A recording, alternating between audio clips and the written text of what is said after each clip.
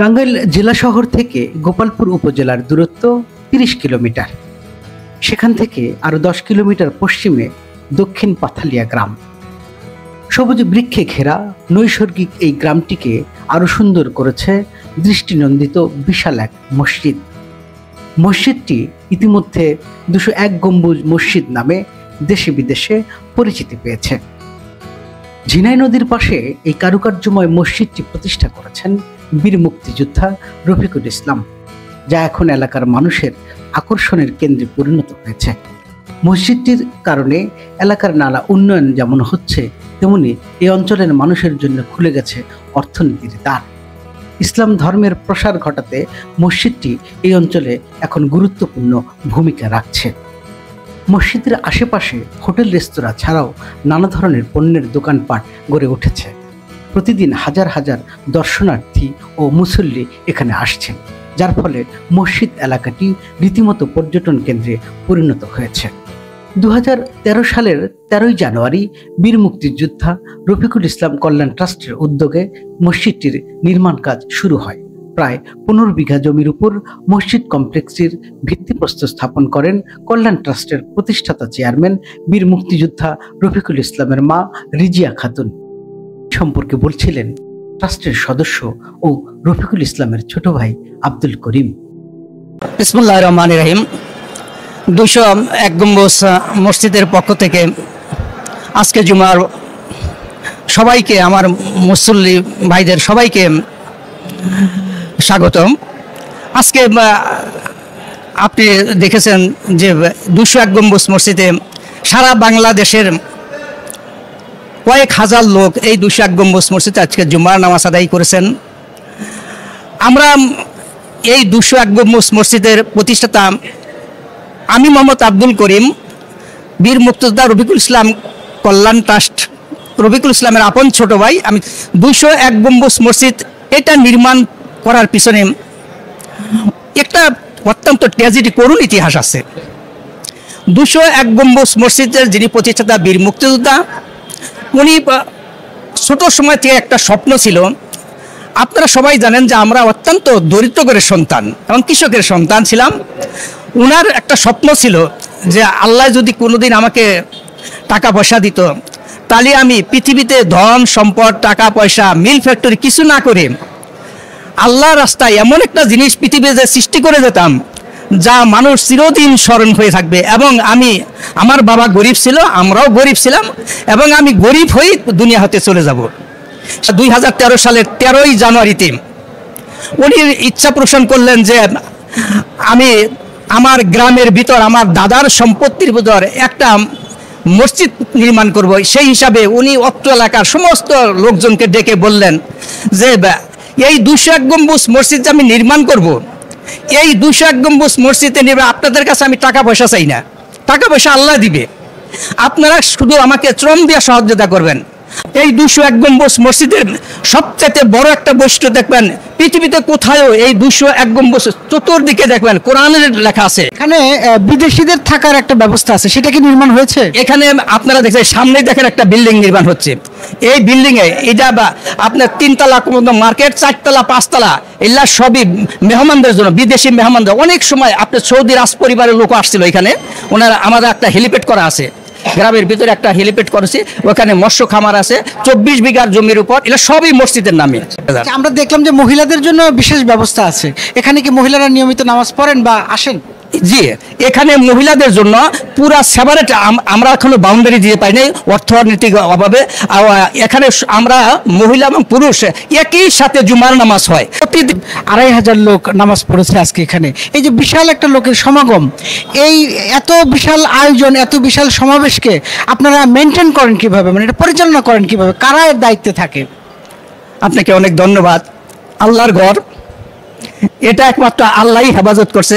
আজকে এই ২০১২ সাল থেকে আজ পর্যন্ত আপনাদের দোয়ায় এবং সারা মুসল্লিদের দোয়ায় এখানে কোনো অঘটন ঘটে নেই, এখনো নিরাপদ আছে। এই আল্লাহর ঘরে হেফাজত প্রত্যেকটা মুসল্লি নিজেরাই হেফাজত করে। আপনি একটু আমাকে বলবেন কি যে এই মসজিদটা হওয়ার ফলে আপনার এই অঞ্চলের অর্থনীতিতে কি ধরনের প্রভাব ফেলছে?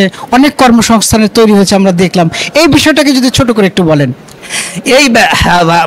এইখানে এই সম্পত্তিটা, এখানে জমির দাম ছিল 4-5 হাজার টাকা বিঘা, আর এখন 1 শতাংশ জমির দাম 10 লাখ টাকা। আমরা অত্যন্ত গর্বিত।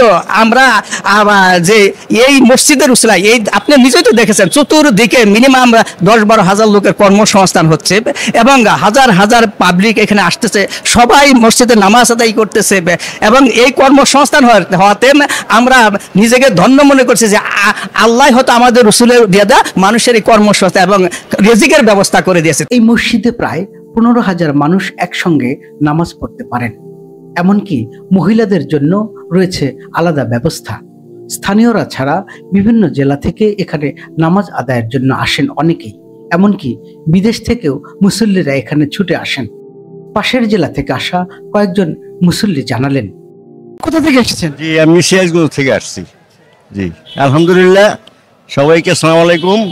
আমরা আজকে 1 নভেম্বর অনির্বেন আমরা এসেছি, আমাদের একটা টিম আসছে, আমরা 50 জনের মতো আমরা এসেছি নৌকা যোগে। তারপরে আমরা এখানে আসছি। আমি আগে পূর্বেও আসছি, যখন কমপ্লিট ছিল না এই মসজিদটা, তখন আবার একবার আসা ঘুরে গেছিলাম। আলহামদুলিল্লাহ, খুবই ভালো, সব পরিবেশ ভালো। এখানে সবাই মুসল্লি আছে, আপনি হয়তো দেখতে পাইতেছেন। হ্যাঁ, আমার সাথে যারা আছে তারাও আমাদের সাথী লোক। মানে আমরা বলবো যে বাংলাদেশের প্রায় অনেক বড় একটা মসজিদ 201। এখানে এসে আপনাদের কেমন লাগছে? আজকে আলহামদুলিল্লাহ খুবই ভালো লাগে, আমাদের খুবই ভালো লাগে। আমি ইনশাল্লাহ 2017-তে আমি হজ করে আসছি, আমি গেছি না, হজেও গেছি। এইরকম কারুকাজ, ভিন্ন ভিন্ন কারুকাজ, কিন্তু এখানকার কারুকাজটা সম্পূর্ণ অন্যরকম। লোকের কাছেই শুনেছি যে এখানে একটা মসজিদ অনেক সুন্দর, যদিও এর আগে একবার আসছিলাম, তো এবার এই মানে পুরা শেষ, তখন আমরা যখন আসলাম কমপ্লিট হয়নি, এখন একটু কমপ্লিট হয়েছে, এই জন্য দেখার জন্য একটু আসছি। আপনি কোথা থেকে এসেছেন? আমি হাটুভাঙ্গা বরতলা থেকে আসছি। এটা কোন গ্রাম, কোন এলাকা আর কি? এটা গোপালপুর। এখানে কি প্রথম আসলেন? প্রথম আসছি। কেন আসছেন? এই তো মসজিদ দেখবার লাগে, নামাজ পড়বার লাগে। একা আসছেন না সাথে কে? না, সাথে আরো লোক আসছে। এখানে আসলে কেমন লাগে আপনার? এখানে আসলে ভালোই না। মসজিদটিকে ঘিরে মার্কেট সহ অনেক হোটেল রেস্তোরাঁ গড়ে উঠেছে। ইসলামিক পণ্য, খাবার হোটেল সহ আরও আছে শোপিস, আচার, খেলনা সহ বেশ কিছু পণ্যের দোকান। পাশেই ছোট আকারের শিশু পার্ক, সেখানে ছোটদের জন্য রয়েছে ট্রেন, নাগরদোলা, নৌকা, দোলনা ইত্যাদি খেলার ব্যবস্থা। এসব ঘিরে অর্থনৈতিক কর্মকাণ্ড পরিচালিত হচ্ছে মসজিদ এলাকায়, যার ফলে প্রত্যন্ত এই এলাকাটি অর্থনৈতিকভাবে এগিয়ে যাচ্ছে। স্থানীয়রা জানালেন, মসজিদ ঘিরে এলাকার রাস্তাঘাটেরও ব্যাপক উন্নয়ন হয়েছে। ব্যবসা বাণিজ্যে মসজিদটি কি প্রভাব ফেলছে তারই বর্ণনা দিচ্ছিলেন কয়েকজন দোকানি। ভাই, আপনার নাম কি? মোহাম্মদ শামীম হাসান। আপনি এখানে তো ফাস্টফুডের দোকান দিয়েছেন, এই চিন্তাটা আপনার মাথার মধ্যে কিভাবে এলো? আমি প্রথম ঢাকায় দোকান করতাম, ফাস্টফুডের দোকান, 1 চাকার দোকান নিয়ে। এখন আমাদের এলাকার মধ্যে 201 গম্বুজ বিশিষ্ট মসজিদ হয়েছে, তার কারণে চিন্তা ভাবনা নিলাম নিজের এলাকা বাদ দিয়ে থুয়ে অনেক দূরে কিসের জন্য ব্যবসা করব। আর এখানে তো বিভিন্ন ধরনের এলাকার থেকে লোকজন আসে, সেই কারণে এই উদ্যোগটা নিলাম। দেখি আমাদের এলাকাতে কিরকম পর্যটক থেকে লোকজন কিরকম আসে। আপনার কিরকম বিক্রি হয়? আলহামদুলিল্লাহ, শুক্রবার হইলে হয়তো বেশি হয়, দেখা যাইতেছে 8,000-10,000 টাকা বিক্রি হয়। আর এমনকি মনে করেন আপনি এমনি 1 সপ্তাহের মধ্যে যে দেখা যাচ্ছে কম আছে, এগুলোর মধ্যে মনে করেন আপনার 4,000, 5,000, 3,000 এরকম বিক্রি হচ্ছিল।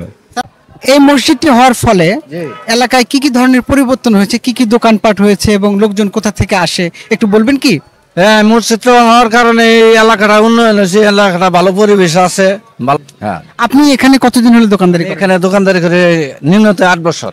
হ্যাঁ, 8 বছর ধরে দোকানদারি করি। কি বিক্রি করেন আপনি? আমি এই যে জিলাপির আইটেম, এগুলা গজা, খুরমা, পেঁয়াজি, এগুলোই বেশি। এগুলো তো আপনি অন্য জায়গায় করতেন, আপনার কি এই গ্রামেই বাড়ি? না, হ্যাঁ, এই গ্রামে উত্তর পাশে বাড়ি। হ্যাঁ, পদ্মপুর আমার বাড়ি। আগে তো বিভিন্ন জায়গায় যেতে হতো আপনার, এখন যান না? এখন কোথাও যাই না, আমি এখানে থাকি। হ্যাঁ, এখানে থাকি। হ্যাঁ, এসেছে। এখানে আগে মনে করেন যে কিছু ছিল না, এখন বর্তমানে যে মসজিদটা হওয়াতে যাতে অনেক গরিব দুঃখী তারা ব্যবসা বাণিজ্যের মধ্যে বেশ কিছু উন্নতি হয়েছে। যারা আচার বেচা খাইতেছে, আমরা দোকানদারি করে খাইতেছি। আমরা তো এখানে ছিলাম না, আগে আমাদের বাড়ি এই জায়গায়, কিন্তু আমরা এগুলো কোনো পরিবর্তন ছিল না। এখন মসজিদটা হওয়া নিয়ে অনেক পরিবর্তন হয়েছে, অনেক গরিব দুঃখীও বাঁচতেছে। এখানে এই এলাকার লোকজন ছাড়াও কোন কোন এলাকার থেকে লোকজন আসে? এখানে মনে করেন যে রাজশাহী, খুলনা, এদিকে কুষ্টিয়া, এদিকে রংপুর, দিনাজপুর, বিভিন্ন জায়গা থেকে লোকজন গাড়ি বাস টাস নিয়ে এখানে আসে। আপনার কি পরিমাণ বিক্রি হয় একদিনে, বা কোন দিন বিক্রিটা বাড়ে? আমাদের শুক্রবার হলে শুক্রবার শনিবার দুইটা দিনে আমাদের একটু বেচা কিনে ভালো হয়, আর অন্য দিনে এরকম বেচা কিনে হয় না, আর লোকজন এরকম আসে না।